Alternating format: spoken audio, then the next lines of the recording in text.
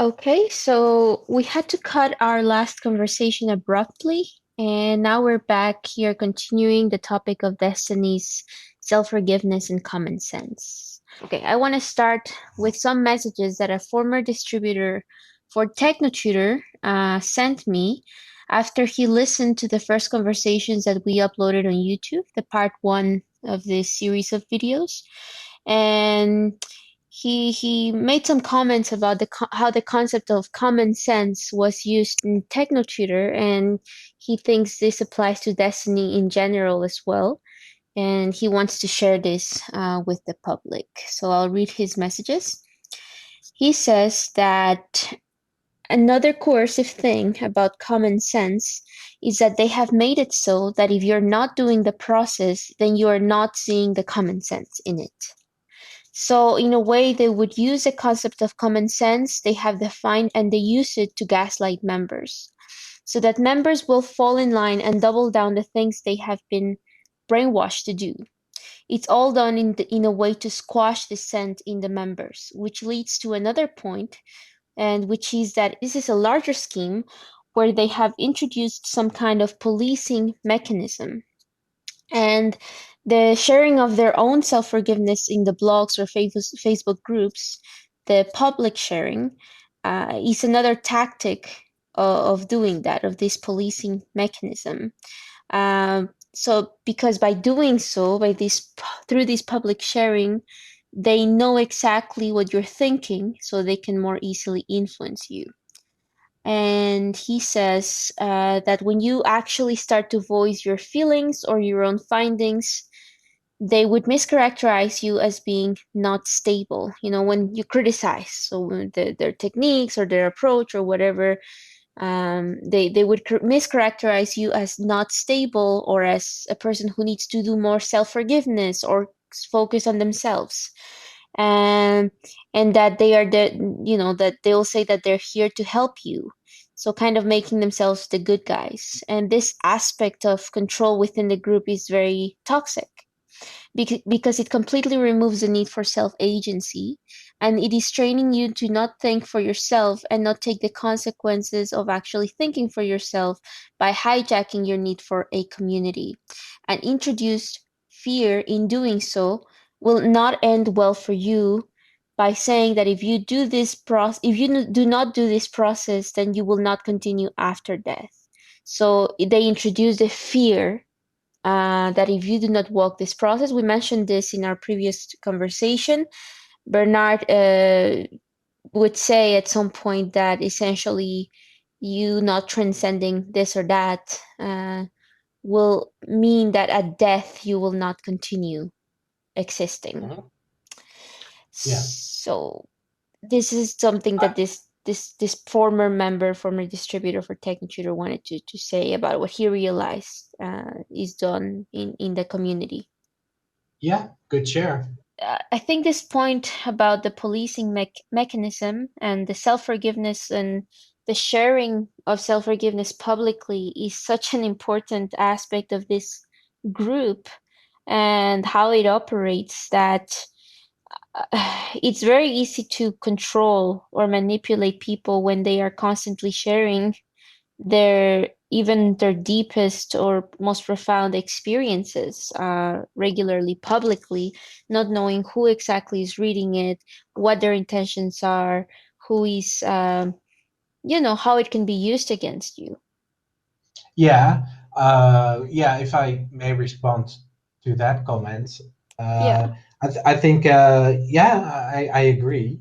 I've seen the same, and from my experience, it's also that every time they mention something like self-honesty or self-forgiveness or like self-responsibility, this self is intrinsically linked to the process of destiny and that everything that's connected with it. And so that is already kind of like a definition on its own. So it's already sort of cult identity that's there. And the policing, what you mentioned, it is it is a way to change. What my perspective on that is that it's a way to change your perception of your experience instead of actually looking at the experience, where it comes from, what is the causal factor. So you're changing your perception, and that is, I think, the main thing that that it does. It forms a kind of pointer towards yourself, and that self is related to process of destiny. So it hooks you into that middle, which is the destiny process. So a lot of cults in general way to kind of reevaluate your life experience, right? And that is what this is. It is a tool to kind of change your perception of your experiences, and then work with that according to that destiny model. Yeah. Yeah, and then create your own cult identity from that. Well, I just remembered something that happened many years ago when in my early days in Destiny, which exemplifies what I believe is part of this whole, like, the toxicity and the harmful aspect of the public sharing, for example. I remember in the Destiny forum, once I went and I asked multiple questions, but one that I remember was about a dream, where you would go into the forum and you share your even your personal dreams, and asking perspectives to the group about your dreams. And I don't remember what the dream was. I think it was something like a serpent in my dream chasing me or something like that. It was something, uh it was a very symbolic dream that could have many interpretations. But I remember this Destiny woman, uh she made a reply to my post, and she said that I definitely had anger issues, and that I had a suppressed anger in me. And I found it like odd. I mean, I don't remember now. Of course, I find it a bit ridiculous. How can you tell that to a person you don't even know? You don't even know much more of the context even of their life. It could be many factors, but this woman was asserting, no, you're definitely suppressing your anger. You have anger issues. Like, if she's a clear authority on, like, the dream interpretation, and she's so certain about it. And that's one of many examples that I have of the group regularly telling you that they see things in you, that they can read, almost like read your mind, read you as a person. There was this woman, during my, I think, last year or two of being involved in Destiny, who told me that she could read my signatures. And in Destiny, there's a very specific term, signature, or is like the sign of your personality, and something very, particular about you, that supposedly she could read without ever even talking to me, without ever meeting me. Just by supposedly reading my Facebook post, she could determine the issues that I had, and, like, know me as a person and judge and make almost like a doctor prescription on what I was supposed to change in myself or not. There's Yeah, some they'll become kind of like experts, so right? yeah, yeah, yeah. You can say that. But you deal with some crazy people in that group as well. And to take mental health advice from people who many times have are leading crazy lives that you don't know anything about, right? But everybody's just giving advice to everybody. I did it myself when I was there. I was never part of the group of people giving coaching or being a buddy. Thank God I was never at that level. But I did have the tendency to feel, when I was part of the whole thing, to feel like I'm an expert in the mind, and I could read people and I could understand myself. And even though mental health wise I was very unhealthy, I was depressed, I had a lot of issues that I at the time had to deal with a psychologist, with a professional, and I needed a lot of support, professional support. But Yeah. that's what you're So dealing with Destiny. When you start to share a lot in the publicly, everybody starts to feed into their own version, on top of you modifying your own version and understanding of yourself. Then others contribute to that modifying, and then everybody's just sort of modifying their own and creating their own cult personas and scrutinizing themselves and each other. It just becomes a crazy little group, in my yeah. view. That's what I Well, say. I want to interject here that this is what we found. They actually stated in on Facebook that they are a mental health service. This is Mm. their description of Yeah, their practice, by the way. I'll put the screenshot up for people to see here on YouTube as we were just scrolling on Facebook. You sent me the link to a blog over of Bernard, and on the right, and the list of Destiny related pages on Facebook, one of them was EQAFE, and under EQAFE, the description of EQAFE on Facebook, it's mental health service. And I mean, I just had to take a screenshot of it for people to really see that it's really they are calling themselves a mental health service on the internet. And this comes with, I mean, this is just wrong in my opinion because they're far from being a mental health service. I can interject something here to Yeah, add still to the story go of on. Bernard, because I was on the farm and I was in the process of developing the SRA course, which is basically the upgraded version of the DIP course. We're throwing all kinds of shorts for things that are just courses, basically programs you can buy or pay for. And these are the services of Destiny that I'm talking about. And in the development of that course, when it was launched, it was basically just made up. I mean, I've seen it from the inside.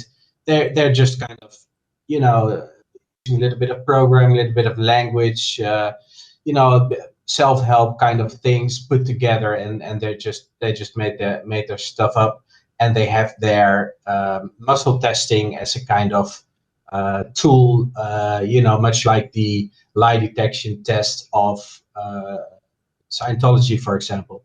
So that's kind of the structure. And what was interesting about it is that when it was launched as like a pyramid scheme that's undeniable. So the Hmm. top gets the lion's share, and then recruiters and people that are uh, basically the coaches and the buddies, they get Hmm. a commission based on how many people they have recruited, right? That kind of stuff, and that goes to the top. But when you said like this looks like a pyramid scheme, no, it's not a pyramid scheme. Oh, okay, but it's exactly a pyramid scheme. So now they have changed the structure a little bit, but still, when you look at the document, in my opinion, it's just another multi-level marketing kind of structure where a lot is made from recruitment and commissions, but still,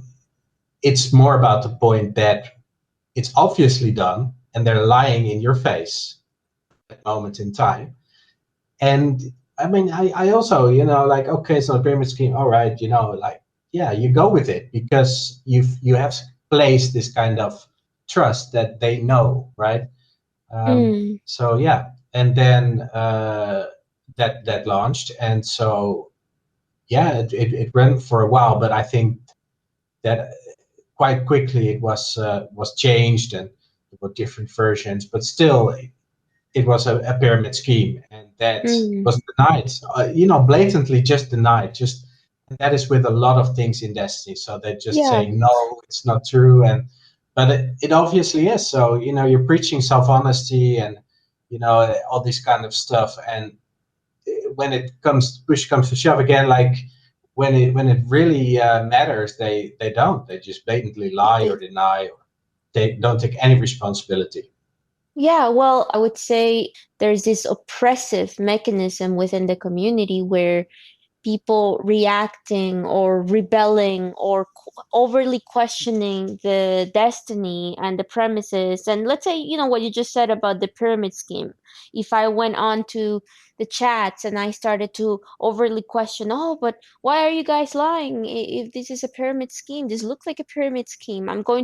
By the way, I'm going to place a link under this video for people to go see it themselves. The link is already in the blog, the list of links in the blog, but I'll place a link for people to see for themselves. You know, how it looks like a pyramid. The way they have like a little scheme with the tip, and then the bodies and their system looks very much like a pyramid. But this point about the oppressive effect of the group is that if you start to overly question this kinds of things, they would very rapidly um sort of like how children are put in a corner, oh, go to your corner and go reflect on yourself, go do your self-forgiveness.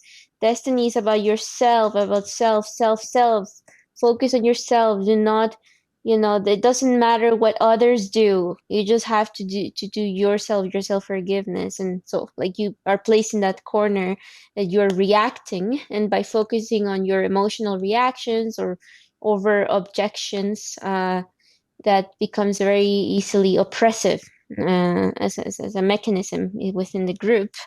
And the other thing is the policing mechanism. Uh, we'll get back to this point of DIP. I think it's very important. And just as a comment here, you say you took part in the development of the SRA course. That's what you're saying, right? I was, yeah, actually, I was inside the very development of, where they have, for example, writing text, which is a part of the DIP course. You write about your life, and then you're going into that, and yeah, you're going to use the tools like self-forgiveness and stuff like that. But basically, they were about you have a text line that you remember, for example, like with family and an experience you had, and then within Mm-hmm. that, like within programming or within text, they're going to kind of go into layers of that experience, to where it comes from, how it works, what Right. emotions are involved. So they were kind of like making it up, but still, it is In uh, what year was it's this? around 2010, I think. Oh, okay, when you were in the farm, that was at that time. Yeah. Uh-huh. Okay, Yeah.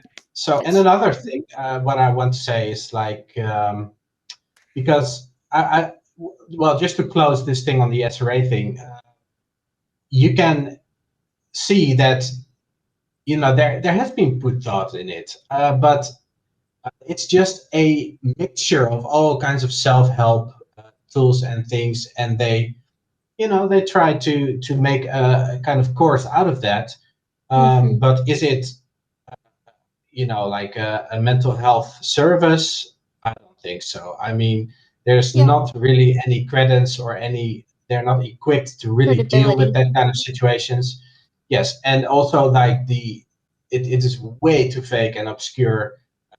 It is never really developed, or I've never seen anything really uh, come to fruition when it comes to the results, and actually explaining how that would practically work with proved results, and actually showing, right, what you're doing, if that this is actually having a certain effect, or what you so that you can put on your website, look, this is the course, this is our method, and this is what we are going to achieve. That stays very obscure, so it's very much a program that if you believe in it, sure, you're gonna probably get results, but you might as well get that with other self-help things, like might even work better, Yeah, well, like, there's and also that's the thing.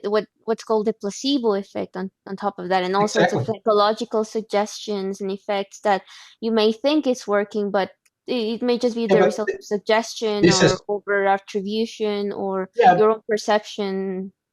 but this has been proven. Like, if you don't know you're drinking alcohol-free beer, for example, you could start acting drunk, or start acting, a little bit intoxicated, because this is Mm, like how your brain actually works. It anticipates kind of that it creates the actual experience as well. It's not just some mental thing. It's also like you can physically experience things. So it goes very far in that regard. And yeah, I think that the kind of criticism here is that they claim to be uniquely capable of things, of feats that have not been shown in any way, right? And that's so basically claiming that their way is unique and is better equipped, better capable of performing things that are done already very effectively in psychology and in other self-help kind of coaching things that do have some more basis, more understanding and principles and methods, and they simply steal those methods. And just claim it as their own. There's nothing unique about it, and that is something that is the criticism here for me at least when it comes to their kind of courses and what they claim to give. So they claim some kind of unique status based on their whole background in the afterlife and their so-called research, that kind of stuff. So and that gives it that extra sparkle, right? And above other self-help kind of things.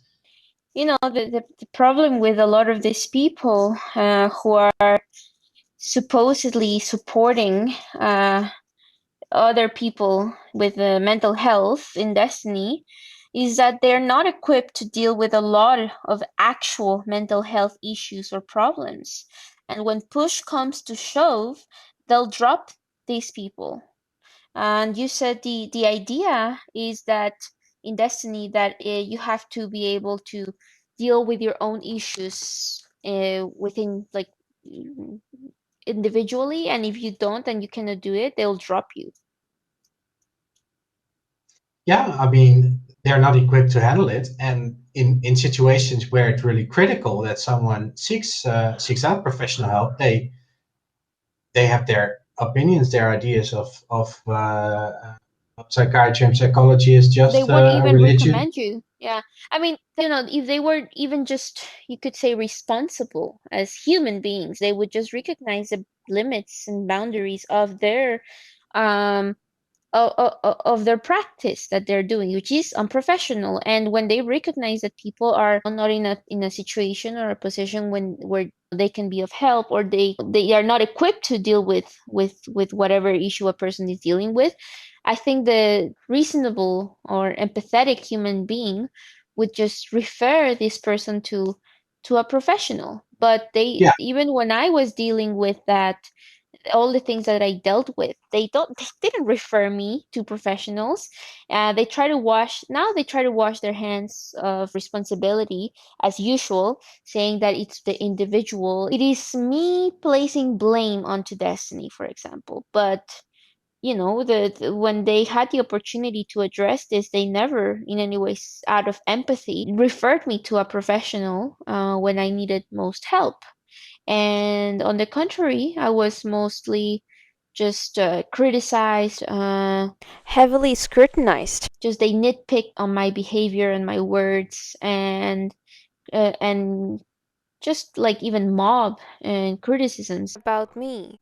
I There's mean, nothing healthy in it. yeah, but it's good to discuss as well. Like, how do you get as a person that's in development, that's searching, that's going on the internet, and how do you get to a position where you are accepting basically complete strangers on some forum Yes, as yes, yes. reliable as Oh my or God. at least having some kind of authority. And I Oh my think that God, yeah. aspect is very important as because that Absolutely. authority is created because of a certain experience, in this case like the afterlife and claiming these beings.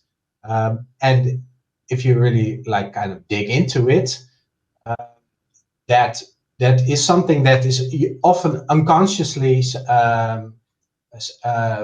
that you're giving them a certain uh, yeah validity of what Trust they're saying because and and then trust.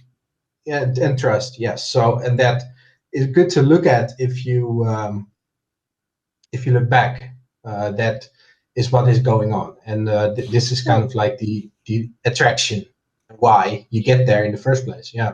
well, I have my own take on that. I think that's a great point you made. How does a person come to a point of seeing them as trustworthy or an authority that you can rely on trust with your deepest, most personal experiences, expecting them to be of people of integrity and professionalism that wouldn't use that against you. Like, how do you get to that point of trust? And my own take, as you were saying, that is that first, as I mentioned, you establish the point of authority by claiming that you have a special knowledge and access to a reality and understanding of reality that nobody else has, by a specially unexplainable sort of mystical event or phenomena, such as the portal opening. And that's the point of authority. But then there's another aspect which contributes to a person trusting Desteni, TechnoTutor so much, and they're salesmen and people who preach it. It's that there's a point of author. I will call it for this call authorization, and then deauthorization. Like they undermine the authority and the credibility. of the psychologists and the psychiatrists that already are, practicing in this world, who have licenses. The teachers, the professors, the doctors, the academics, the scientists, really the professionals in general. Anybody who is part of what they call the system. Particularly in first world countries where, for instance, in Canada, a licensed psychologist has to meet very rigorous standards of education, a lot of requirements in terms of practice. They have to meet standards of ethics, education, and they're regulated by the government, by agencies. There's a whole system in place. So no, it isn't just anybody who can become a psychologist in Canada. And for a person like me at the time to believe that a psychologist Has no credibility nor respectability. it's not something I just came at because I believed it out of nowhere. It's because I went through the Desteni videos and the articles, and the message that discredits to some level the psychologists and psychiatrists and mental health professionals in the world is there. So maybe you can talk more about this, like discrediting or undermining The credibility. Yeah, the I think that like besides the point of getting convinced of some kind of authority, there's another thing at play, which is that Destiny kind of uses that anti-authoritism and established thing, like so they go against a lot of things, and that is also what attracts a lot of people. So you know, and the thing is that when you look at the world, the system, it's not just one authority, right? Psychiatry and psychology, it's not just one thing that talks or has some kind of opinion or belief. It is, different people that have worked on that have established methods that are based on shown results. And so it is not just one group or one thing. You can just say like, oh, that's it. It doesn't work that way. There's not one system that works all the same way.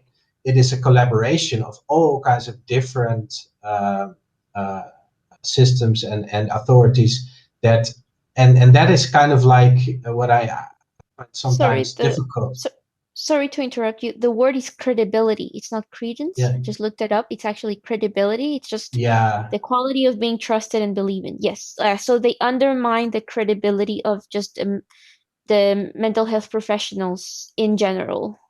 yeah. Sorry, you can go But on. yeah, no. So why I'm making this point is that they're kind of like stoking a little fire that is kind of that resistance, that rebellious spirit, and that Yes. is basically how you get to a point where you are ready to reject a lot of Mm-hmm. standard thing. And I'm not saying that see you cannot say like everything is right, everything is wrong, or see there are a lot of things that are simply shown that are based on actual values, and it's not like psychiatrists, psychologists say like, oh no, that's the absolute truth. No, they're just building on field research and on Yeah, and these there's things. constant research. Research is ongoing in the field. Exactly, and there's always in any science there is an open debate, and I realize that there is money behind it, and that some things are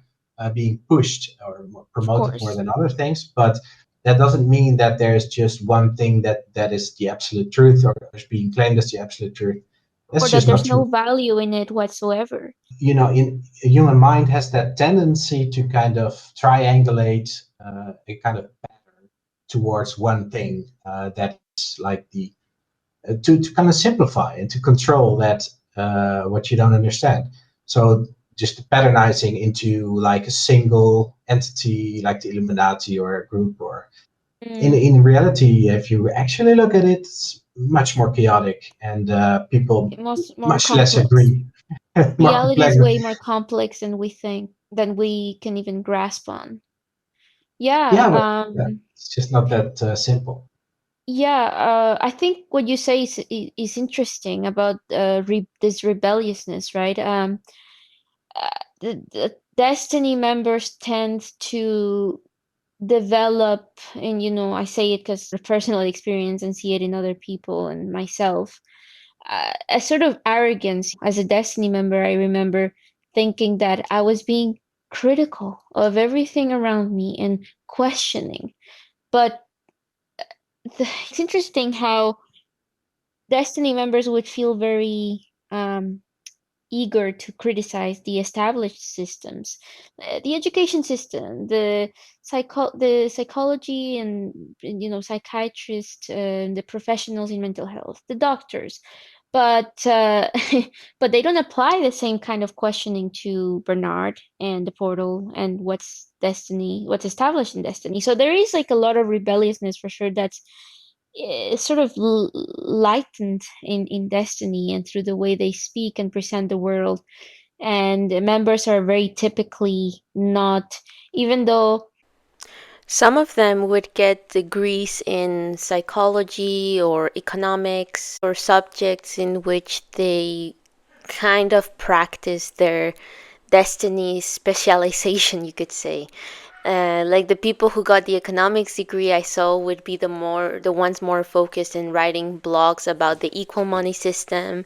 The ones who got the psychology degrees would be more focused in the coaching and the IP budding. Yeah, I know, but because a lot of people went through a short course of psychology, the basics, Right. because they kind their belief is kind of like the psychiatry, psychology is like the religion, new religion of the world, right? That Yeah, but I determine. mean, it's Yeah, also, in my view, some of those people getting these degrees, although a bachelor's in psychology is absolutely not the same as a PhD. Just as a note here, it's very different.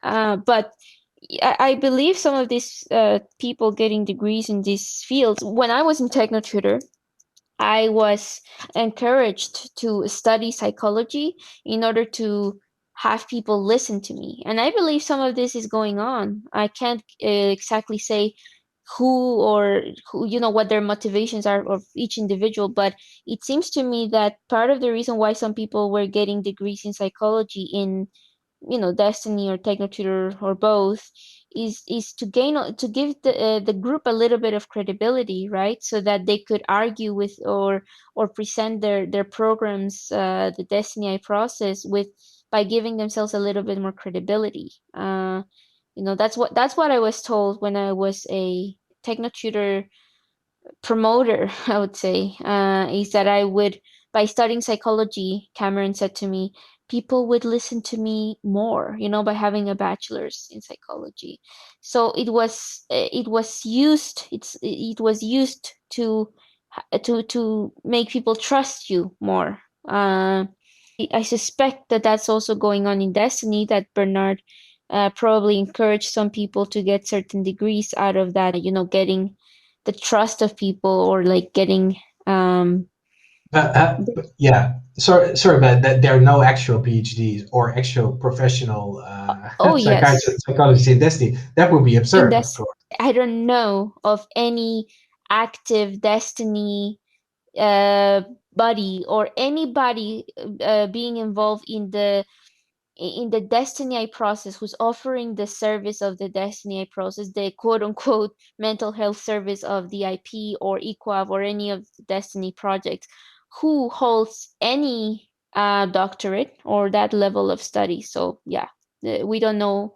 I don't know of anybody. I don't think there is anybody at that level of education in those groups, and that is important because one of the things I did want to say is that, as you mentioned, I'm not saying that psychology and psychiatry and the professions and the industry right now is without any criticisms. That there's a lot of criticisms that can be made about how it is practiced today, but that doesn't mean that there's nothing valuable in it. And one of the most valuable things for me, after leaving the cult, I went through a process of seeking professional help. And once, well, it took me a little bit of a shopping process where I went through various therapists and until I found one that matched what I say, my preferences, my comfort, that made me feel comfortable and felt like it was who was the right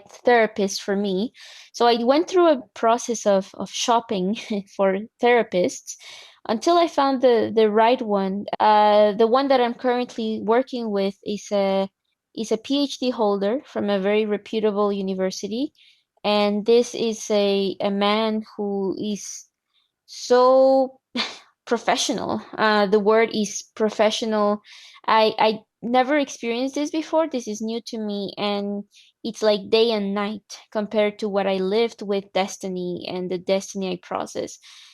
Of what I find valuable in psychology and with my therapist is that I know this therapist is held to such standards that, first of all, like, let me tell you, one of the first aspects of the Destiny I process that I find just not okay, the Destiny I process course, is that when you're walking with this so-called buddy, which is what you could say your Destiny therapist, Your destiny counselor. they guide you through these courses where you write assignments and you write self-forgiveness, and typically you write about very personal issues. You can write about whatever you're dealing with in your life, and it's just between you and that buddy. It's very similar to an online therapist, except of course that they're not regulated by serious institutions. They're just regulated by their own moderators, and that's as far as it gets. They're all part of the cult. And so when I was doing the Destiny process, I remember the buddies that I had were also at the same time friends of mine on Facebook.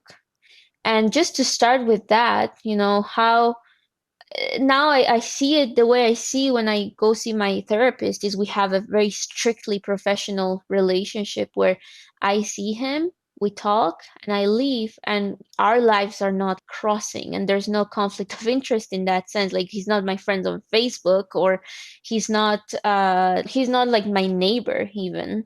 So it's a very professional relationship, very distant.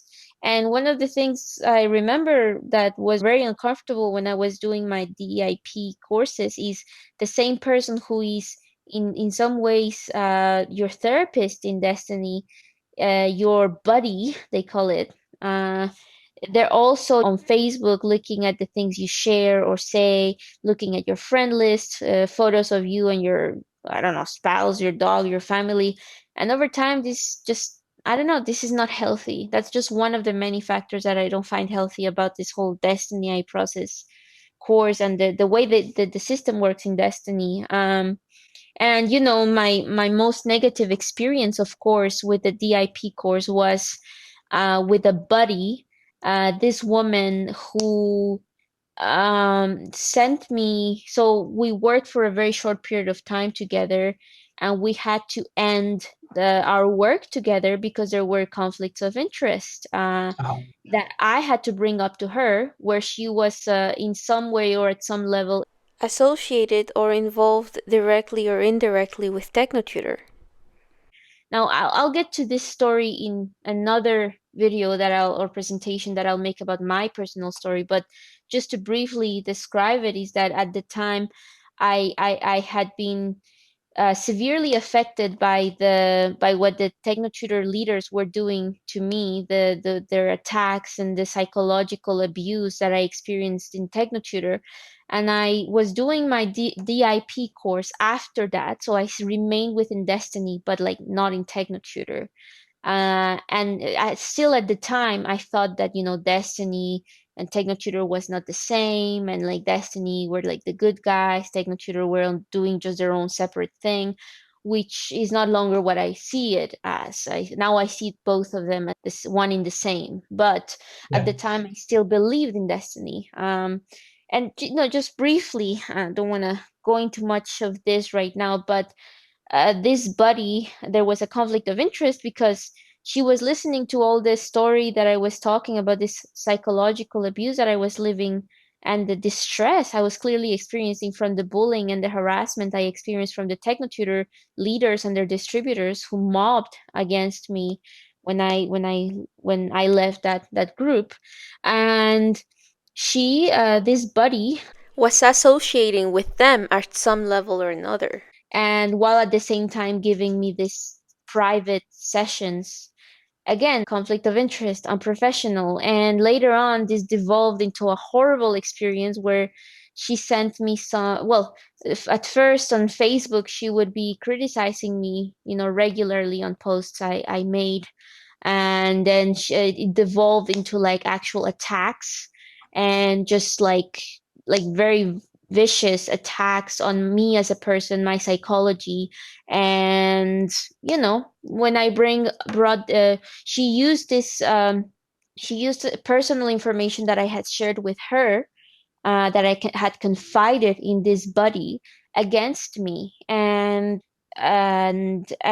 she just started to attack me without even having really known me, other than the few months that we worked together as this buddy relationship. Other than that, she never, we never had any sort of close relationship. So this is an example of how easily these buddy relationships can devolve into something very harmful for a person who puts trust in this program. And the moderators, the people who are managing DIP, they will try to clean up their hands off any responsibility. In my experience, it was just like they would blame the mental health of that particular buddy, but they didn't really do anything about this. Not even an apology. I didn't receive any apology. I requested a refund of my money, but I didn't receive a refund. So yeah, it was almost blamed on me. My expectations for the refund, as though I was being, ridiculous for that expectation. Yeah, I want to Yeah, respond on what your experience as well. Yeah, so like technically there are like coaching, sir, like hell, yeah, life coach, whatever. life coaches, But exactly.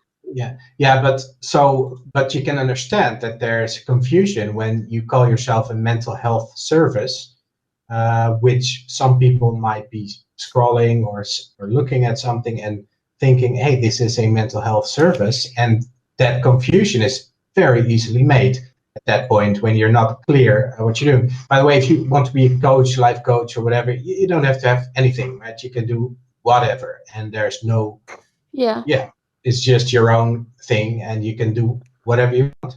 And the thing that you're talking about as well, when it comes to like being in this course, you do have a relationship because you're in the same group, and that group has exactly. certain direction. And so what happens is undue influence is the term is applied, where an individual is persuaded based, yeah, due to the relationship you have. So it's not a so it is it's an interest of them as well, and so there is undue influence. So meaning that there is not a equal. It leads to inequity. Mm, It leads to yes. that exactly the opposite of what they preach. Oh, yeah, yeah, you're right. I mean, it's true because, these people that were my so-called buddies, I would often feel this thing like they were looking at me, or observing, or Regularly scrutinizing me. on Facebook. I mean, if my current therapist or psychologist were my friend on Facebook, I think I would feel the same because, I'm sharing with this person very private information, and then at the same time they're like my friend on Facebook, and they're looking at everything I say or do. It's just not appropriate. It's just not a healthy. There should be a boundary there, but there's no such boundary in a cult like Destiny. Like, of course, there's ultimately going to be these hierarchies as well, like you say. There's not real equality like what they preach. There's hierarchies. There's, your buddy is the one that knows more. Your buddy is looking at you, and like this woman who was my buddy and who ended up becoming very vicious against me, she would make these statements that she could see things in me, like she was some sort of portal or something, that she could see My signatures. and that's a form of establishing an authority over another person. Is I can see things in you that you cannot see. I'm pointing things out at you that you need to work on. So yeah, that's not, I'm not sure how that equality thing works in that action, right? But it's Yeah, and very, very besides, comfortable to have all yeah, these people look at you and point things at you. And like you said, anybody can be a coach nowadays, which is quite an yeah. This is another thing that some undue influence activists and coercive organizations activists talk about. Also, like the dangers of this whole coaching world is also very relevant to this.